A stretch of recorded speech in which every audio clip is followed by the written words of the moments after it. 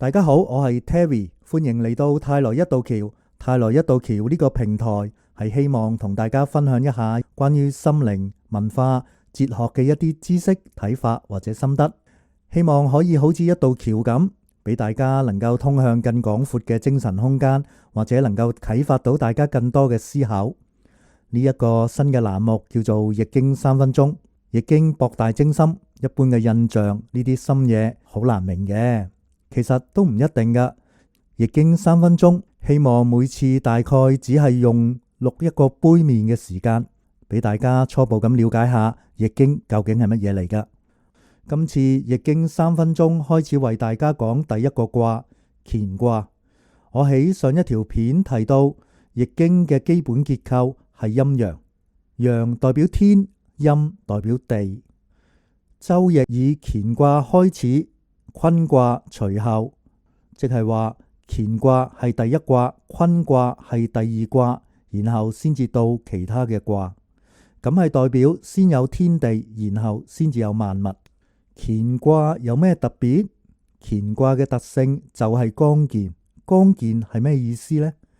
剛就係陽，柔就係陰。剛代表剛強、堅強、硬朗。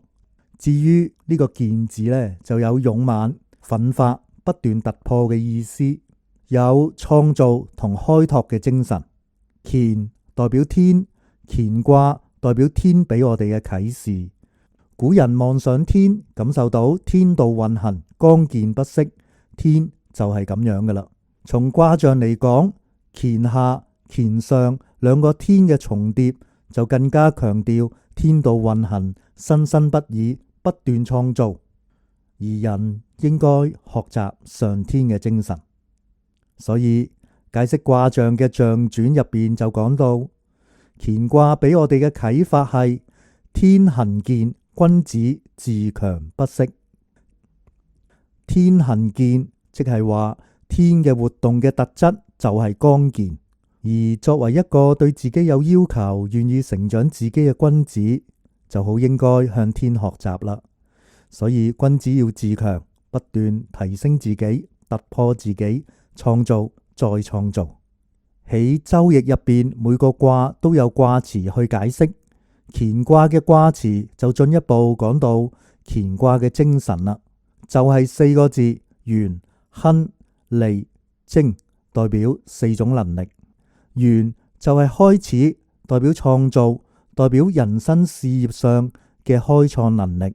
亨就係通嘅意思，代表通達性，係一種打通障礙、突破困難嘅能力。利呢，就唔係指個人嘅利益啦。傳統嘅解釋係和諧嘅和字，用現代人嘅說話講，唔單止係親和力啊，而係一種凝聚人心嘅能力。貞呢，初步嘅意思係正啊，正確嘅正。既然係正確，就應該堅持啦。所以引申有堅持、堅貞嘅意思，講嘅當然係對理想嘅堅持同埋忠誠啦。呢4種能力或者講4種特質、4種精神，可以話係對成就事業或者成長生命都係非常非常重要嘅。好啦，乾卦嘅內容比較豐富，亦都比較重要，尤其是有好多嘅說話，大家可能聽過而唔知道同易經有關嘅。下一條片我哋就會繼續介紹乾卦入邊乜嘢係潛龍勿用、飛龍在天、亢龍有悔等等，究竟呢啲係乜嘢嚟嘅呢？請大家留意。請支持泰來一道橋 YouTube Channel， 點讚、訂閱、分享，同時希望你可以用一杯咖啡嘅價錢支持我哋嘅製作。另外，我哋仲有會員專屬網頁，有更多有助於心靈提升、生命成長嘅內容，歡迎加入。多謝大家，再見。